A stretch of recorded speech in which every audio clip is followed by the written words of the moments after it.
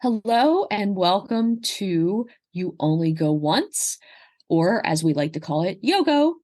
And this podcast is about spreading joy and positive narratives and helping others connect to these stories that talk about living your life to your best ability. So I am joined by my lovely friend and co-host Eileen Grimes, and we have a very special guest today. So Eileen, kick it off. Absolutely. Adriana Madrigal is a passionate creative producer that thrives in storytelling. She manages every project from conception through completion. Adriana oversees every aspect of production and post-production. She's a skilled multitasker. She runs the set, puts together productions that meet all expectations within budget to deliver a high-quality product on time. Adriana has over 10 years of experience, having worked her way through the production ladder.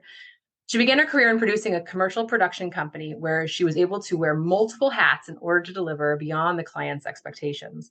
This is where she honed her producer skills and learned all aspects of production, from creating reels, signing new directors, writing treatments, presenting new talent to agency, creative directors, casting, production to post-production. My goodness, her experience allowed her to grow professionally and work at other successful companies where she began to establish her client base.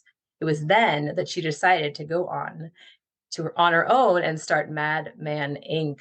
And I am so grateful to have met this amazing woman in a mentoring program and get to know her a little bit better. So I just want to welcome Adriana to You Only Go Once. Welcome. Yay.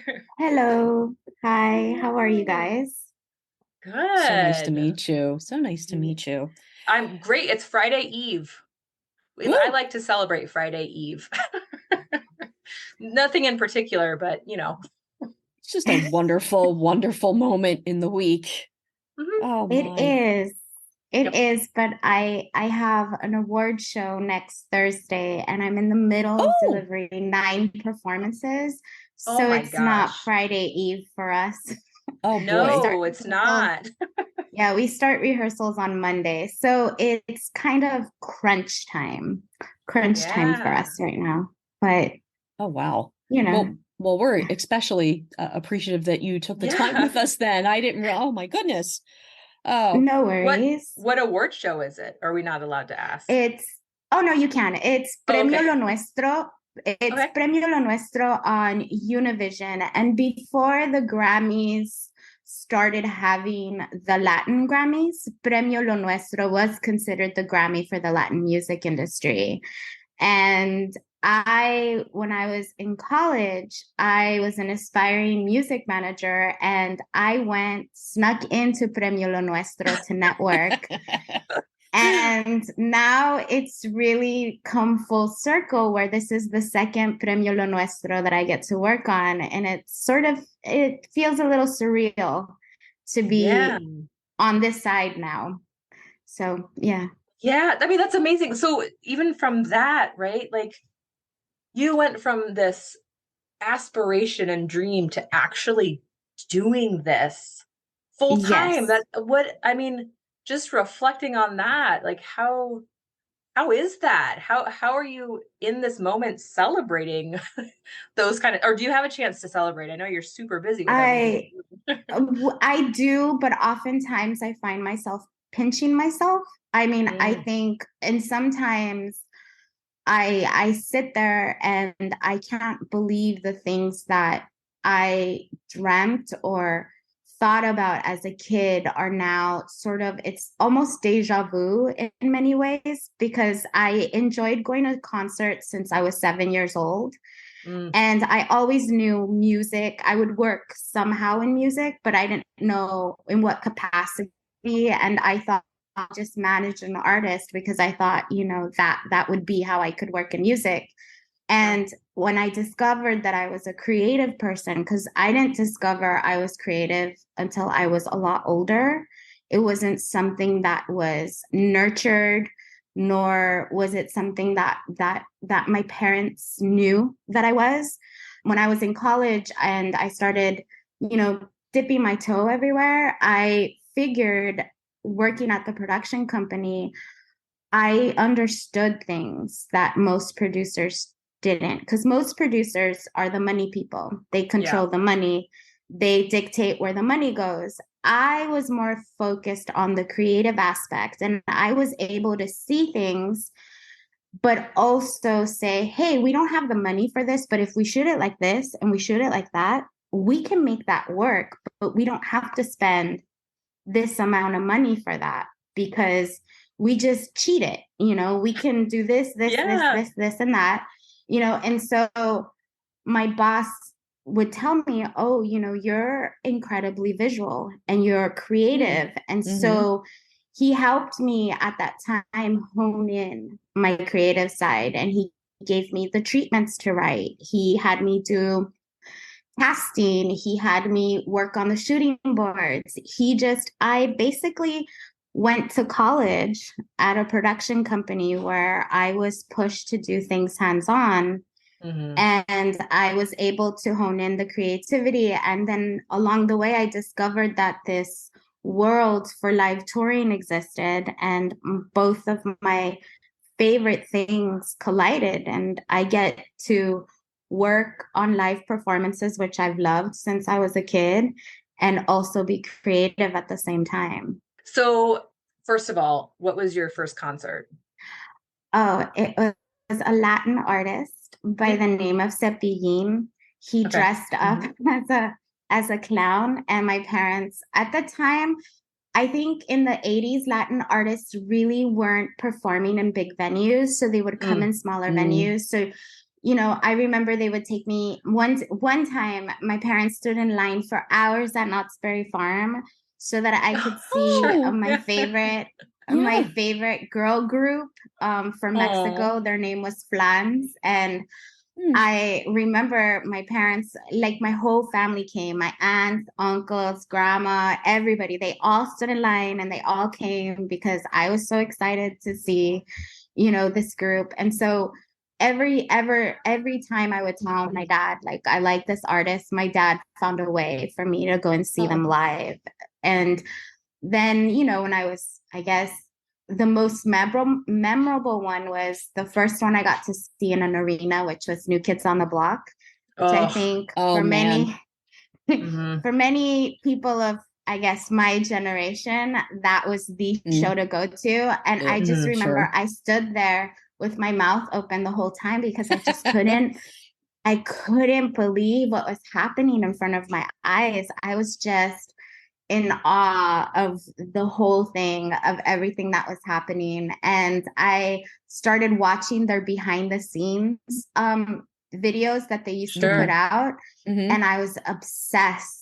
I wanted to know everything that was happening. I wanted to know how the show was put together. I wanted to know like how they figured out the choreography. I would learn the choreography. I mean, it was just, I was consumed by these shows. And then MTV started. And my dad wouldn't let me watch MTV. So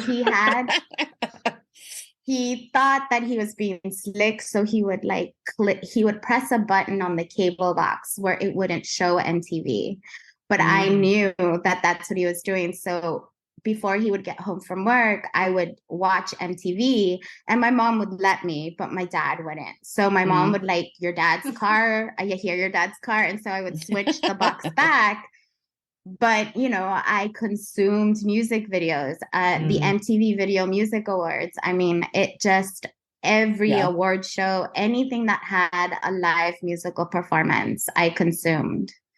Is there a performance that you think sort of was like the ultimate, growing up, right? Is there one that just sticks out to you that was like, this was something that I wish I could almost do, or, if you've based any of your creativity off of, but it's just been really inspirational for you?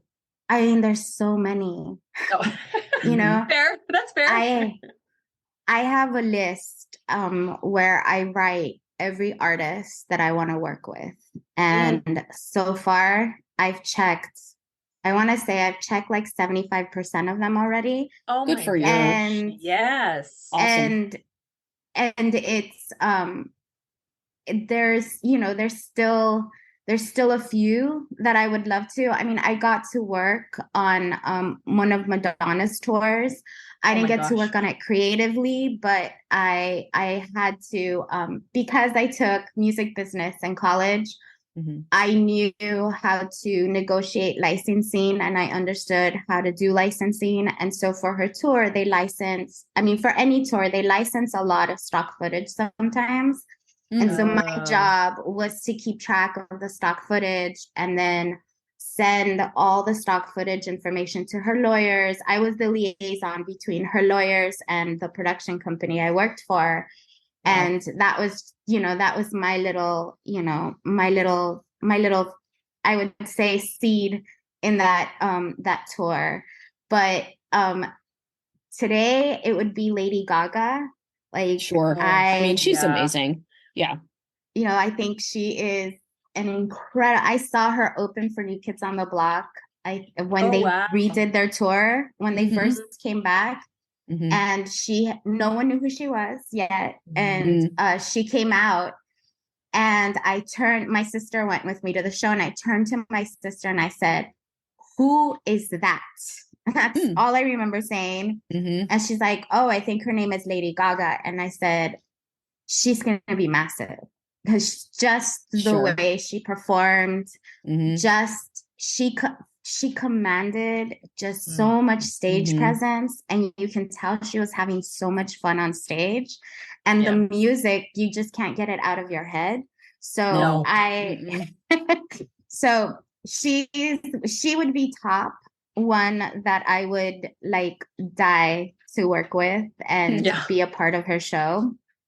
Sure. And there's also I think Beyonce would be another one. I mean, sure. Yeah. Absolutely. Yeah. And I think, I would say Bad Bunny again, even though we did something with him for the Latin Grammys, but I would love to do his tour. So. Got it. So when you say do a tour, what does that look like? What does that mean? How do you, like, what is your, I was going to say role, but I know there's a lot of things that you do. So yeah. For musical performances, what we do is the visuals. So when you go to a show and you see the LED screens behind the artist, the visuals that play on that is what we create. And so to do a tour for Bad Bunny would mean that I would have to do 25 performance pieces for his tour. So like we just did Christina Aguilera's European show tour in the summer. We delivered about 19 visuals for her, and that's considered. She did a smaller set. She didn't do like a full 2 hours, but Got it. Yeah. I have to say those visuals, behind the performances are such game changers. I went years and years ago to I went and saw Sting, and Annie Lennox opened up for him, which to me was like a religious experience, quite frankly, because the two of them are just, to me, amazing. And I don't know, I don't go to many concerts, to be honest. So when I go, it's really like, it's a big deal. So for me anyway, going there and seeing the visuals, I thought, my God, this is so amazing. It's like having like a 4D experience with your favorite artists. It's just amazing to me. So, we've talked a lot about, you having these moments where you're like, I really want to be involved in the creative, but you also own your own company. So can you tell us a little bit about, like when you started Madman, and, if you had any lessons learned or nuggets of knowledge you would want to share with people that are trying to get into this aspect of the music industry, what would they be?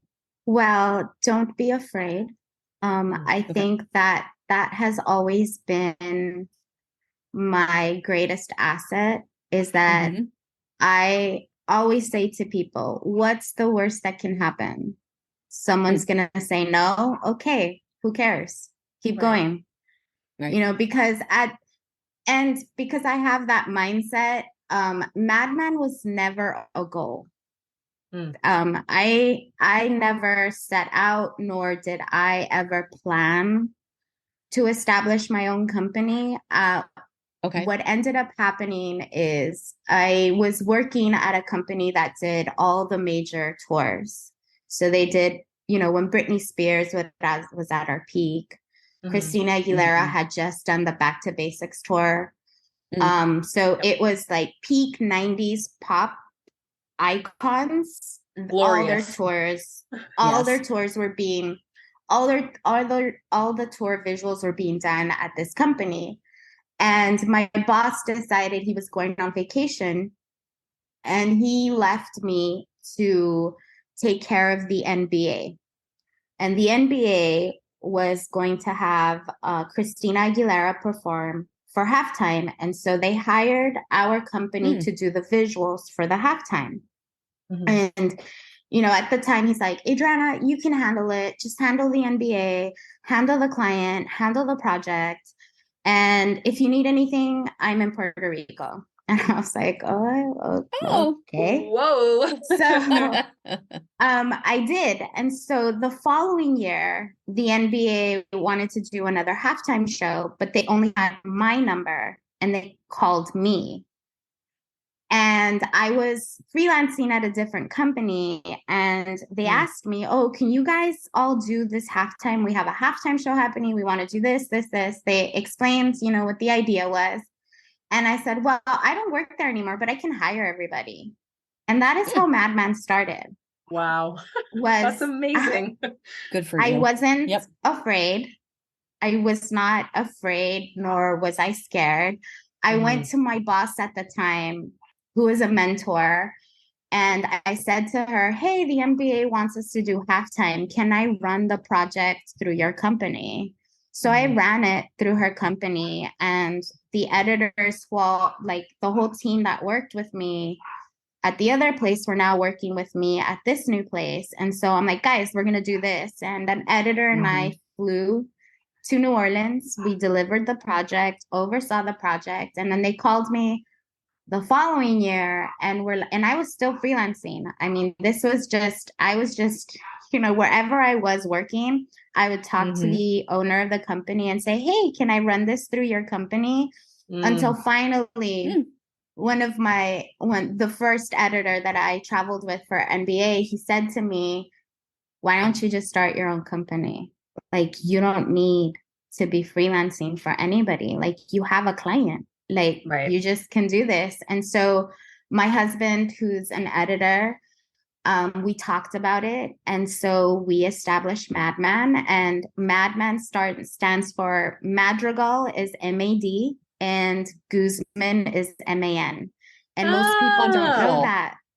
So he is Gonzalo Guzman and I am Adriana Madrigal, and the logo signifies feminine and masculine. So the mad is the feminine font and the man is the masculine part of it. And so we have been partners from the beginning, because whenever I needed something, when I was in the craze of trying to complete these projects, he would come in and rescue, and he would help out. And so that's how this all started. So my piece of advice is to not be afraid, you know, and I'm also a strong believer of you learn as you go. Even if you don't know, just do it. Like if you're a hard worker and you're not scared, you're going to figure it out, you know? Yeah. Half of the time, to this day, sometimes I don't know what people are saying or what they're explaining to me. And I'll sign out of a call and I'll go ask my husband, because he's far more technical than I am.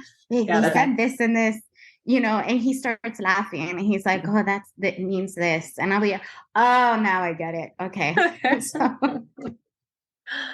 I mean, there's so much knowledge out there that you don't have to know every single thing. And I think that's so important to realize, that anyone who even pretends like they know every single thing still doesn't know every single thing, right? Mm-hmm. No, absolutely not. And it's also, Yeah. if you have confidence in yourself and you Mm. believe in what you want to do, and if you love what you do so much, it makes it so much easier for you not to be scared, for you to be like, this, I want this so bad. There's no room for me to be scared. I just have to go. I just have to do it. There's no in between. Yeah, and it sounds like you were really open too, right? I mean, even when you were learning so many different things in all different areas of the business, but to be open to the possibility seems like it helped so much. And even getting to where you are right now, having that openness is so incredibly important and helpful in sort of allowing for these paths to just unfold in front of us. I mean, it hasn't always been that way. Sure, I sure. think, I think that as I've gotten older and I would like to say wiser, I have learned, and sometimes the hard way, I have Mm, learned to just, sometimes when things don't serve us, the universe tells us, Mm-hmm. and we sometimes don't listen. And yep. then the Right. universe slaps us across the face. Correct. And then you're like, oh my God, I should have listened, right? And Mm-hmm. then Mhm. eventually you're in the throes of whatever is happening. You're trying to figure out whatever is going on, but then a door opens. And the Mhm. reason the thing that happened before, it had to happen in order Yep. for you to get into this moment where you are today. And it's taken me, I want to say 44 years to see that Mm. in a positive way, because Yeah. it was very, I mean, the way I tell how I got here, it has taken me a really long time to not focus on all the negative things that got me here, because it wasn't Yeah. always, rainbows and just, it was hard. It was not easy. And, and I thank every day that my parents pushed me to speak Spanish, because that is what Mhm. got me in the door, is Mhm. that Yeah. I worked for a production company that did commercials in Spanish. Hmm. And Okay. the directors, and so what happens is that sometimes, when this happens is, for instance, you have a client like McDonald's, right? Yeah. So the McDonald's clients and the McDonald's creatives, they don't speak Spanish, but your Sure. director does. Mm. And so Mhm. my job was to rewrite the director's vision in English. So he would write it in Spanish. And then I had to interpret, because I had to interpret his vision in English and do his presentation for him, because Mm. he didn't speak English. And so Got if it. I didn't have that tool, those Mhm. doors wouldn't have opened for me. If I didn't speak and write Spanish the way I did, if I wasn't bilingual, I would not have had the opportunities that I've been able to have. And, but at the same time, now that I'm so much older, I see things that, okay, well, that had to happen in order for me to get here. So Mhm. even Mhm. though it hurt and it was awful, like, well, look at where we are now, and Yep. it's just, it's been a big lesson, Mm. for me. Yeah, it's the universe is annoying in that way, where it's like, oh, you didn't learn that lesson? Guess Yeah. what? Here it comes again. Oh, wait, nope, here it Yep. comes Yeah. again. Perhaps you didn't Yep. hear me. Yeah. Mhm. Yes. Yes. Yes. And I've been having those conversations with my almost 13-year-old Oh son gosh. lately, where I'll listen, the universe is telling you something. And the Mhm. universe has a very silly way of teaching us lessons. Yeah. Mhm. So you got to think about it twice. And he's like, oh my gosh. Okay. Sure, mom. Yeah. Yeah. Yes. Oh, sometimes we have to burn our hand on the fire to really understand it. Just hearing about it's not enough Yes. always. Mhm. Exactly. Exactly. And I think every single thing that has happened, I'm now at a point where I could be thankful and grateful for that experience, Yeah. because without that experience, I wouldn't be here. Sure. But sometimes going through it is tough, and it is. You're not seeing that when the other 10 doors haven't opened yet. And exactly. Yeah. Yes. It's funny. We have a listenership who aren't in their 20s, which doesn't surprise me. For some of this, because it's kind of like, who are these old ladies to tell me anything? I mean, yes. Right? Yes, exactly. Yes. But there is something to be said about, like, sometimes you gotta get knocked in the head a couple times, figuratively, to get it. And then once you start seeing, like, okay, so if I'm listening, this is life showing me something. What am I supposed to learn through this? It's not easier, but you seem to, like, maybe get it faster as we get older. But yes. I also think as we get older, we're listening more. In your 20s, you don't want to listen. You just want to go. You just want to go, get there, move. And the older you get, the more you listen and the more you take a breath. And so that's when things, change, is when you take that moment and you take a breath and you listen and you're like, oh, I see it now. I get it. Oh, I've been recently told I need to stop and breathe some more. So this hits home. Just saying. We all do. I think we all need to. I mean, my therapist used to tell me, because I tend to, people can read everything on my face. I don't know how to bluff. Like, if I think what you're saying is just not, I'm not interested, you can tell on my face. I have this thing. And so, my therapist, and then I also have this thing when I was younger, I just would say stuff, and not think about, like, what I was saying. I would just say things.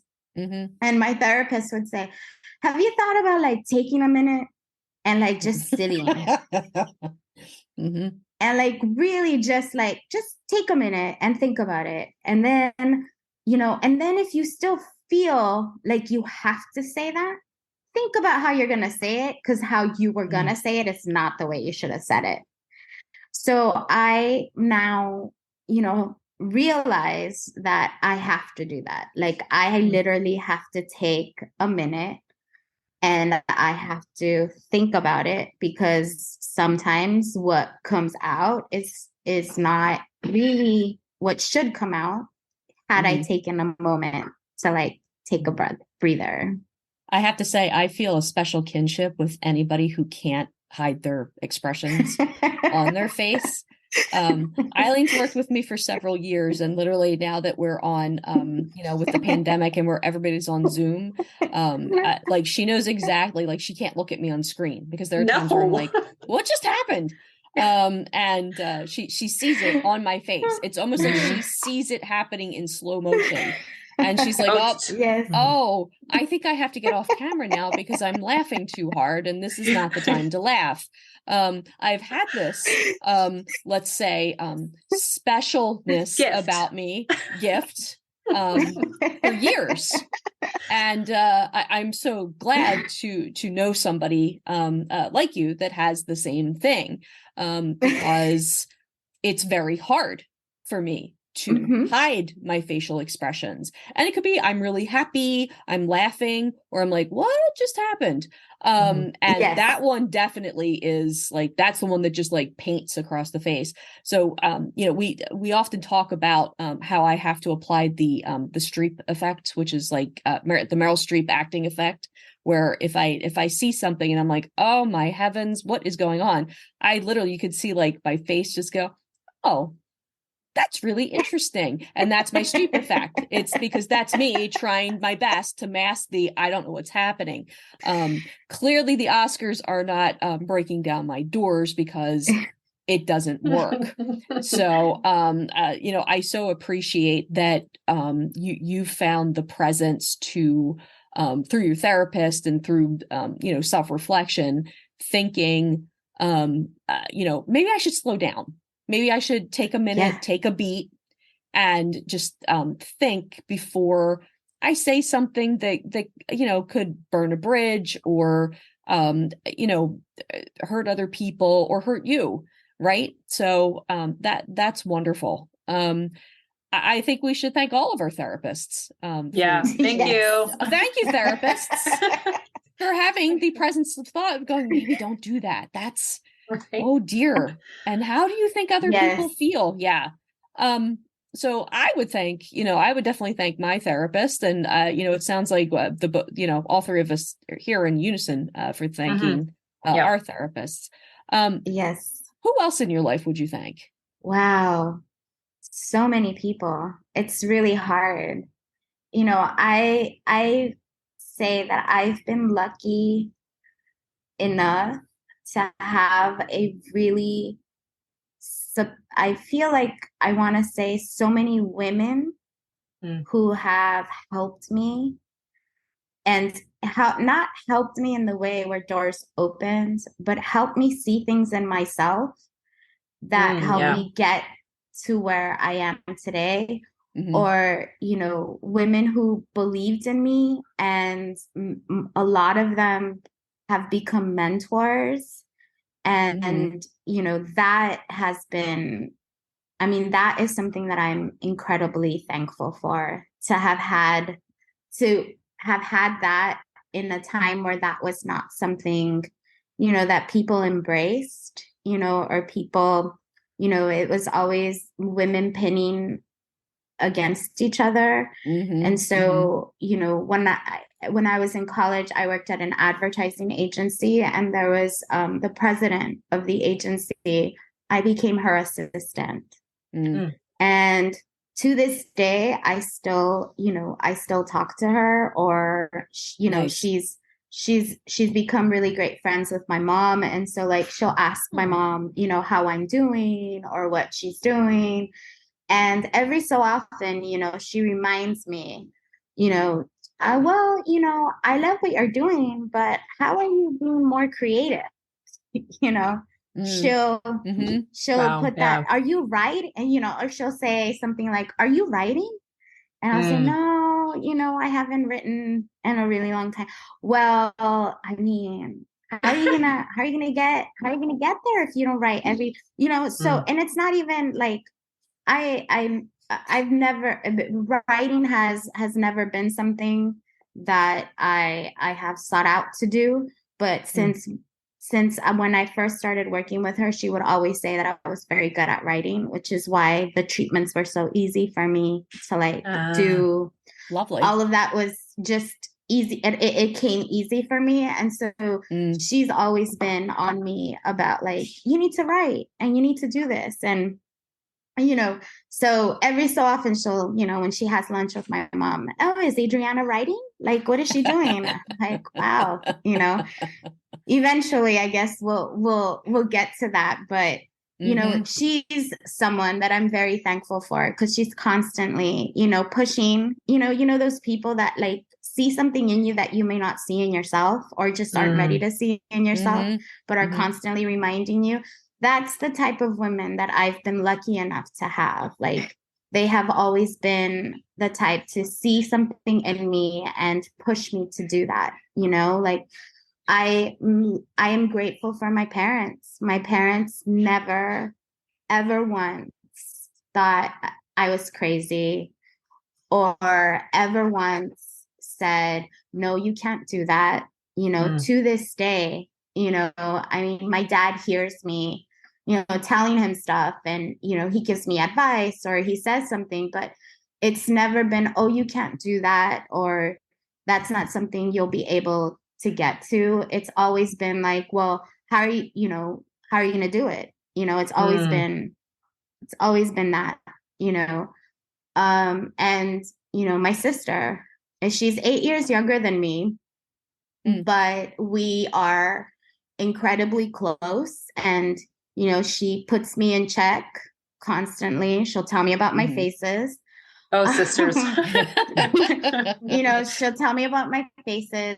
But when on the times where I have self-doubt or I question myself, she reminds me and she tells me, "Are you kidding me? Look at where you are. Like, come on.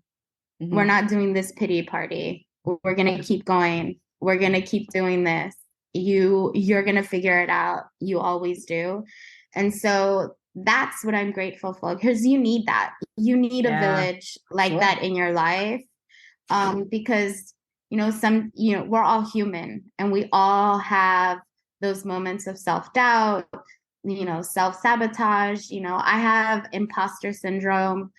It's when I'm on site for the jobs I do, my husband always laughs at me because, they give you an all access pass. So that means you can go anywhere and I just don't feel like I belong 97% of the time. So I nervously approach things. And so I won't get water because, I can't get water, and my husband has no problem. He just barges in.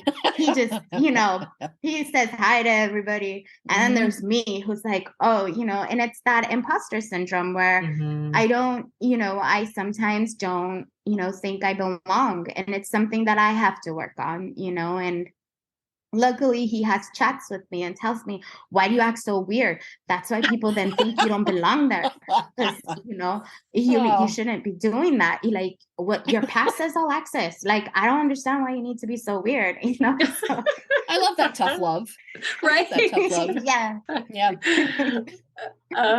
So but the women that I have in my life, they're the ones that, they know that about me, and they'll say, "Oh, you're not being weird, are you?" My sister, if I call her when I'm at a job, she'll be like, "You're not being weird, right?" And I'm like, "No, but like, it just feels weird." It's just like, "Stop being weird." That just, all goes into play. I just think I'm being respectful, but they all are being weird. Just being weird. Thanks, friends and family. Right. Thank you. Oh my goodness. So, so some of this, there's so much reflection that goes into, I don't know, I think living really these full lives, and it's so important to continue growing. And, in that is kind of looking back on those younger years, and maybe it was just last year or 2 years ago. But what's something you wish you could tell your younger self that you wish you had learned a little bit earlier? Don't listen to those kids. When I was in grade school, I didn't even know what this word meant, but the girls would call me conceited. And I didn't understand. Like, they would say, "Oh, so-and-so doesn't want to be your friend because you're so conceited." Wow. And I remember going home and saying to my mom, like, the girls keep saying I'm conceited and I don't even know what that word means. Yeah. And my mom took out the dictionary and she said, she saw, my mom, I don't even think my mom knew what it meant because she took out the dictionary to look it up. And she explained to me and she said, "Well, you're not a show off. So definitely that's not it. I think," and she said, "those girls are jealous of you.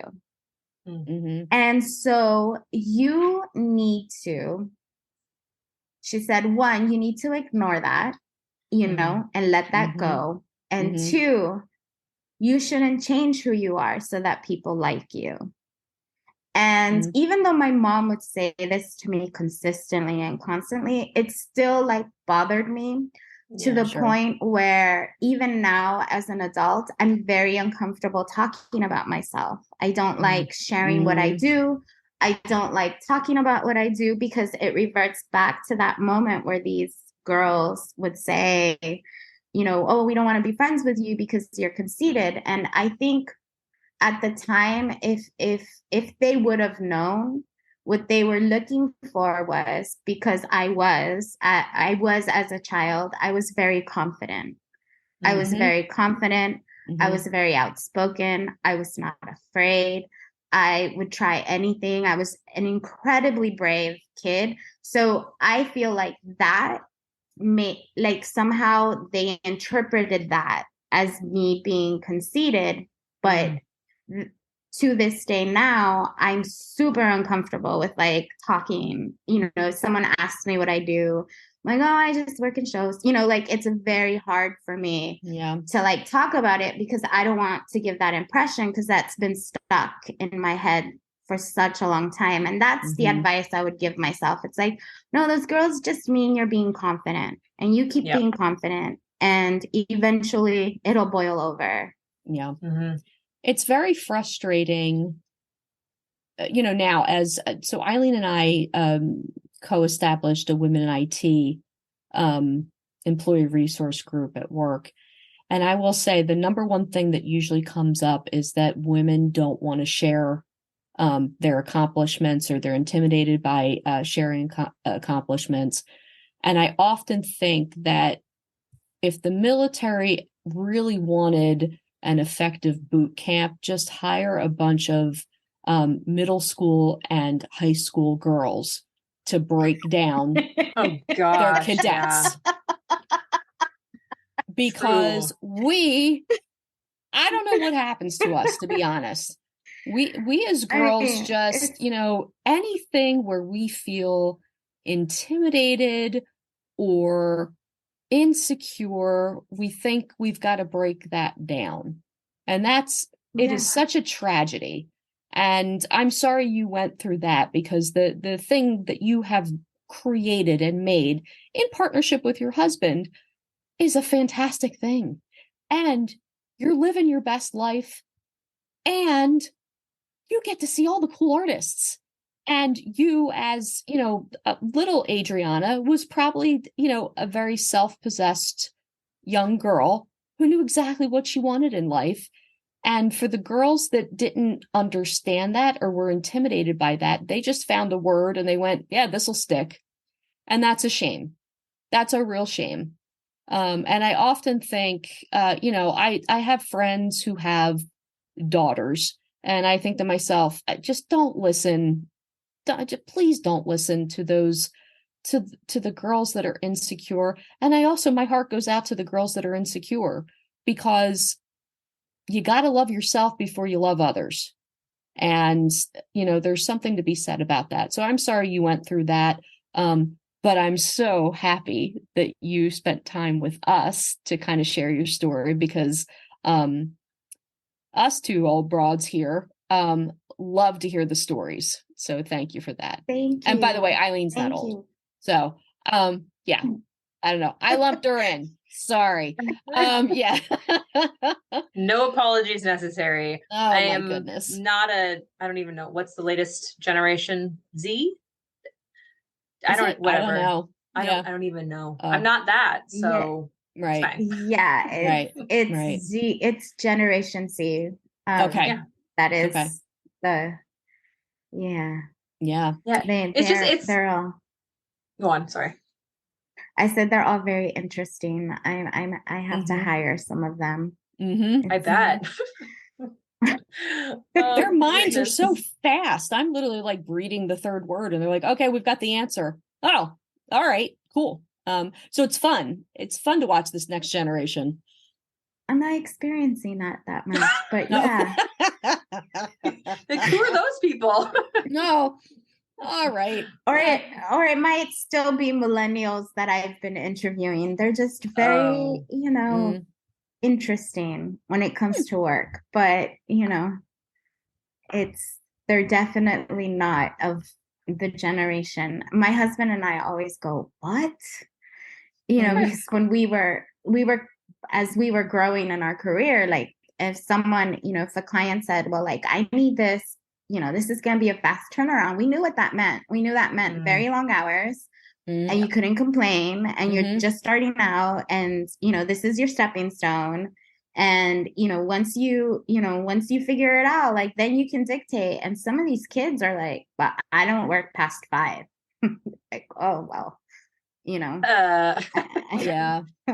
And I applaud them because they establish boundaries, and that's not something, and again, it all goes to that, it's frustrating because we're of the generation that's like, what do you mean you don't work past 5? That's ridiculous.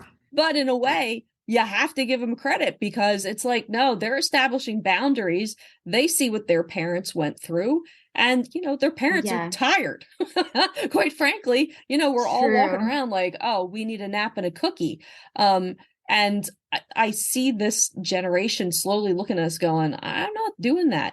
And, technology plays into that too, right? Because you can basically work anywhere. If you're looking to get into certain areas, you can usually just like pack up and go and work from your computer or your smartphone. But I get it. It's, it's definitely interesting watching different generations work things out, yes. Yeah, just fascinating stuff. So definitely. Adriana, we often close out by asking, and this is an Eileen thing. I will give all the credit and all the flowers to Eileen. So Eileen will text me at 10 o'clock at night. She's like, I've got an idea. And I'm like, oh, okay. And I go and get my blanket and I sit on the couch and I'm like, what's up? And she says, I got this thing, and and this is happening. And that's it. After that, as soon as she mentions those 3 words, I know we're going to be catapulted into something. And I would say 9 times out of 10, it's brilliant. The only time where my heart got into my throat was when she was like, I'm going to go jump off the side of a mountain. Okay. But, to each their own. So what is your, like, if you had to think about what's next for you, what you hope to continue to do, what's on your this is happening list?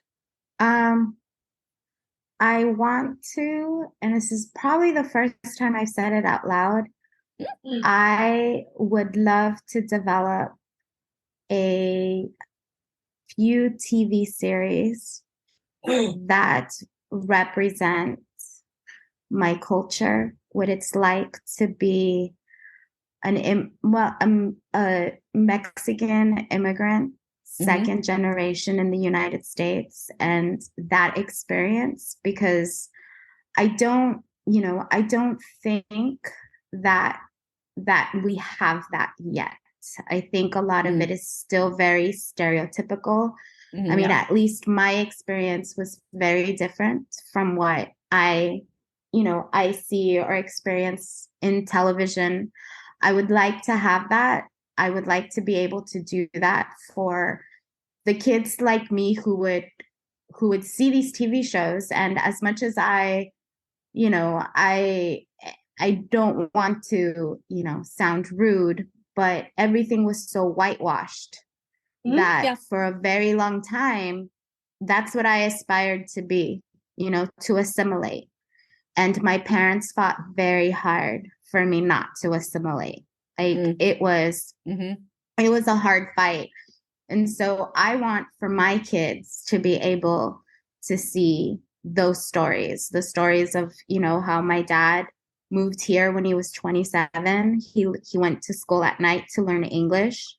He went to school during the day to become a technician for BMW and opened his own business and raised 2 American daughters that to this day he regrets, because he has, he would say to me, well, you can't do that. And I said, well, you should have thought of that before you moved to the United States and raised us here. What do you mean you can't do that? Or, oh dear.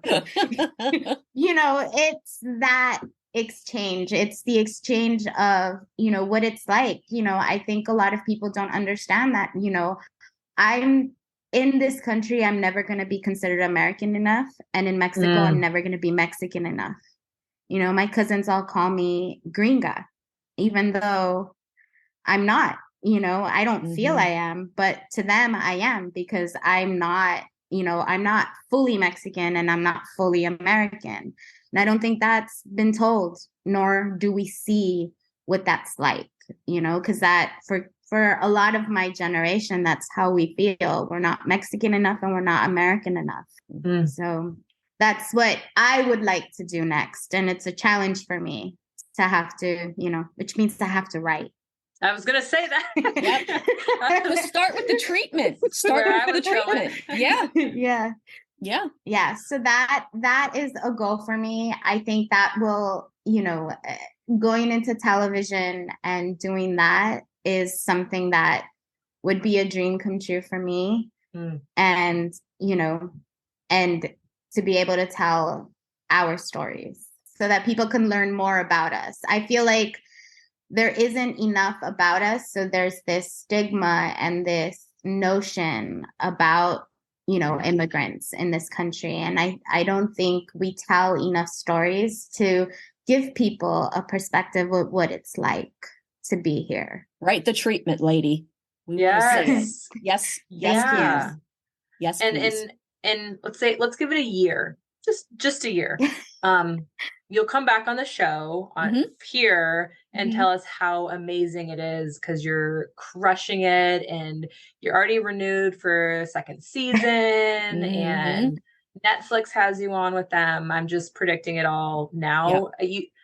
I know you have so much to share in this, and you've already shown how far you can go with everything. And I just believe that that's going to happen for you. I'm so excited to see this, and it's so incredibly empowering and wonderful to have all of that. And you're right, there is a lot of whitewashing on TV and movies and everything, right? What a gift to the world to have that, and I can't wait to see it out. I know it's going to happen. Yeah. Thank you. Yep. So we'll put it out into the universe for you. Yes, You'll put it out for yourself. Thank you. And we'll throw in an extra plug for the Lady Gaga little monsters that are out there. Listen up, little monsters. That would be, I actually met her at a bar close to my house. She was, nice. Here. She was at a bar, and my friend was with me, and she kept saying, you need to go up to her. Like, you need to tell her what you do. You need, so you can work with her. And all I could do was thank her for being such an inspiration for little boys like my son, who can proudly listen to the song Born This Way and be proud of who they are, and not want to fit in a square and not want to fill a mold. And, when we took him to her concert, and he turned around when she sang Born This Way, he turned around and looked at me, and he was like, Mom, you see, you're supposed to be proud no matter who you are. And I said, yeah, that's exactly it. And so that's all I could tell her. And instead of talking about my work, and instead of saying, oh, I would love to work with you, I just wanted to thank her for doing that for kids everywhere, because it's important.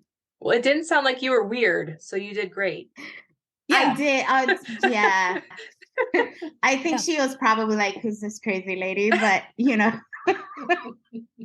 I definitely, approached her and thanked her for everything that she does for, to inspire kids to be themselves.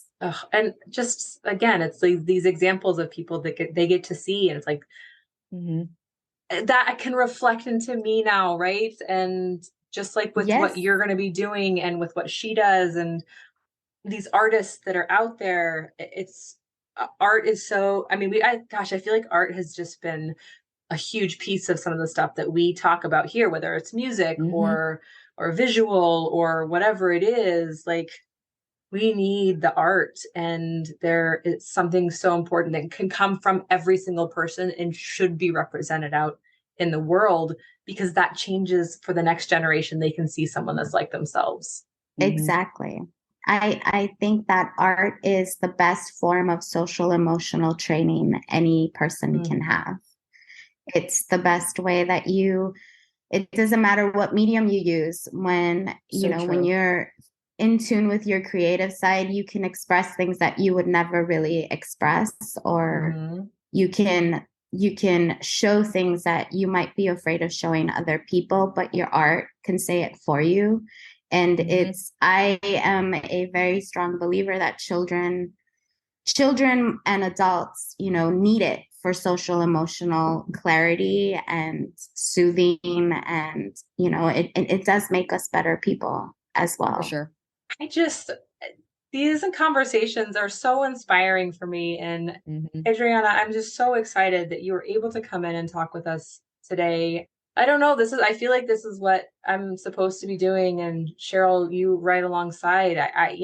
We've heard so many people that have been inspired by just little tidbits, and I cannot wait for them to hear this episode come out, because I think that this will be wonderful. Yeah, absolutely. And can I learn from you a little bit more, please?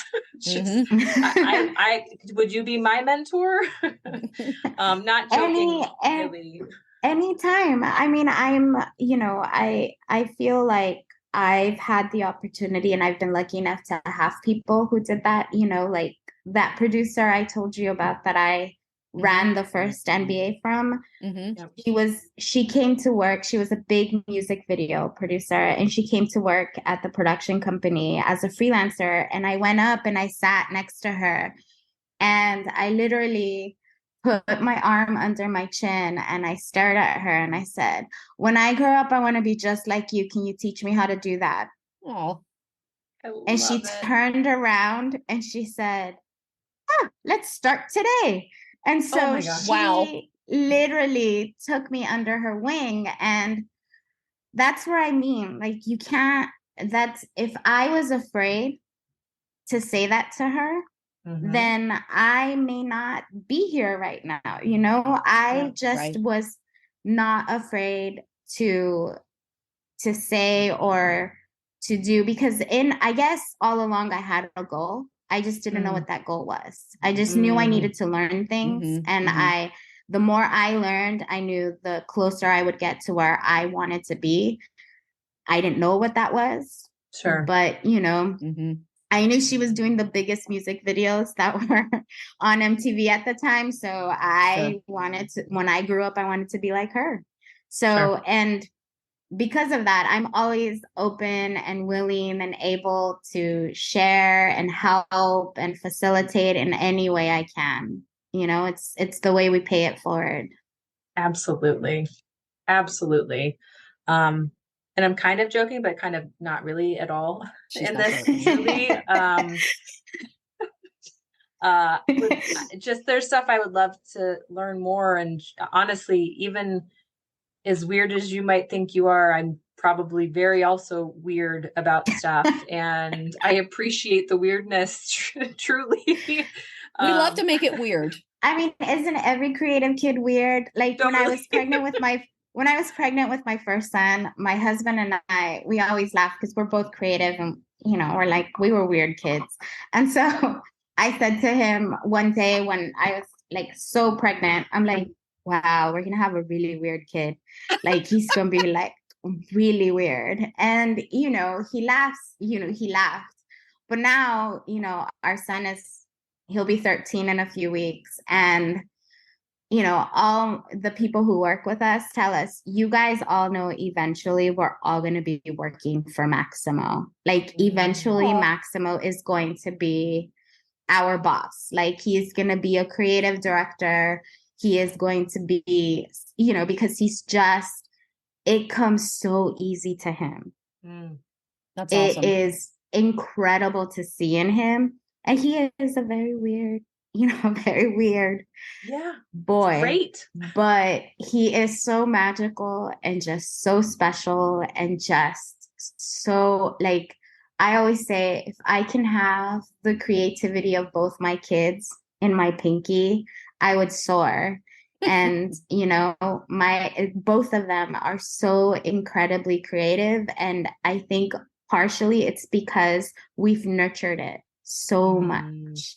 From day one, we have exposed them. We have not only just exposed them, but like we facilitate, we encourage, and I think a lot, it makes me sad when, kids tell me that they want to do art and their parents tell them not to, because there is a way, and it boils down to, an artist doesn't make money. I'm an artist and I make money, not everyone's going to be Basquiat, and not everyone's going to be, Da Vinci, and not everyone's going to be Michelangelo, but there is art in so much of our lives, and we just don't realize that it's art. We don't realize, constructing a house is art. Yeah. It takes creativity to do those things. And so I think that as a society, we tend to not create everything that we do. Creativity is involved, even in IT, even in math, even in numbers. And so I feel our society sort of brushes off art as something that's just like, you just want to paint on a canvas and, you'll be a starving artist forever. That's not necessarily, true. I think, there's creativity in everything. And I often feel like if people just were in tune more with their creativity, our world would be far more kind. Absolutely. And that means you have to be open and vulnerable. Yes. Right. And that's just hard, it's definitely hard. But whenever you want, Eileen, just reach out. I would love to. Truly. I actually also have a TV show idea, but that's a whole nother conversation. Well, my excuse for my TV shows has been that I have not found a writing partner. And part of it is I am now, as an adult, realizing that I may have ADHD along with a visual processing disorder. Interesting. Makes it very hard for me to write. Like, I can talk and I can tell you, I can say, okay, so that we're going to open here. They're going to be doing this. And in the scene, this is going to happen. The process of me having to write it becomes a chore, So I'll also, even the way I work creatively is I'm constantly collaborating. My husband and I, it is a constant back and forth for us. It's how I function creatively. And so, I'm always like, well, I haven't found a writing partner. Even my husband's like, could you just write it already? I'm like, no, because I haven't found the right writing partner. Like, also it has to be someone that gets my sense of humor, because, not everybody gets, so it's that, also a million excuses for me not to get to it also. Of course. I have a great writing partner idea that a friend of mine who also has ADHD was talking about writing, and I was like, well, what if you turn on Zoom and then record it and record the transcripts? So then it's actually written, you just talking it out, right? And then it's written, at least started, right? And then working from that, you can start changing things. Just thoughts. Well, I mean, that's a great idea. And how funny is that your friend who also has ADHD also has the same problem. And it's funny, I never knew that this is what it was. A mom friend recently said to me, have you ever been diagnosed with ADHD? And I started laughing. And I said, why? She thought, I think you're high functioning. And sure.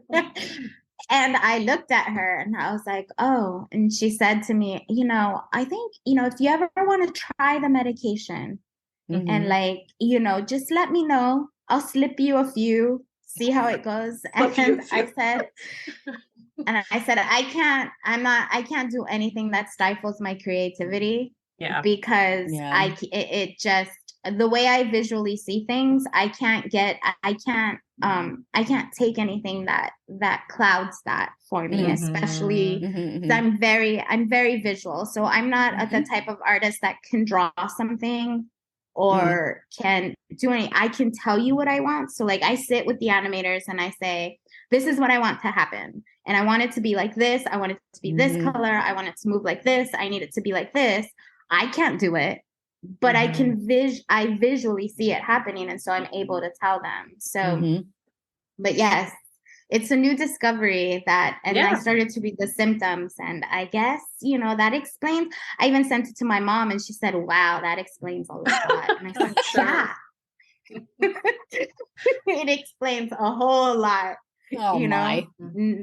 Never can find my keys. I don't know where I leave things. I forget to pay bills, not because I purposely do it. I just, and I only want to do what I'm interested in. And that's where I hyper focus. Yep. Which serves you very well in what you're doing, right? That's yes, absolutely. Almost a requirement. Yep. Yes. So you just let me know when you want to have a chat, when you want to do something, and I'm here. I will make time. Okay. Yeah. Well, I appreciate it. And I appreciate you so much for taking your time to share with us today. And definitely want to give you a chance to get back to your life.